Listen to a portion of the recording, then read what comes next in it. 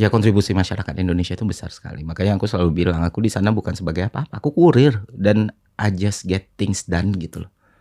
Karena pertanggungjawabannya 10 miliar tuh 1 sen pun aku nggak mau bener-bener nyentuh itu gitu. Bahkan misalnya kayak hotel, transportasi aku di situ Itu pribadi loh. aku pribadi. Dan beberapa kan juga harus taktis ya Mas. Karena emang ini amanat Om. Gue bukan orang baik, bukan orang apa, tapi profesional gitu. Iya. Kalau gue coba nanya satu hal yang mungkin agak melenceng dikit, tapi kalau lu nggak mau jawab juga nggak apa-apa sih, Fer. Nggak apa-apa.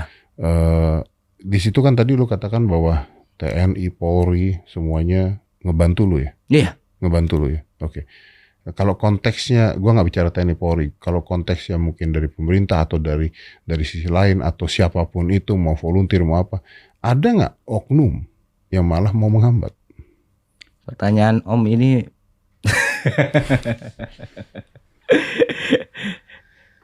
I don't know ya.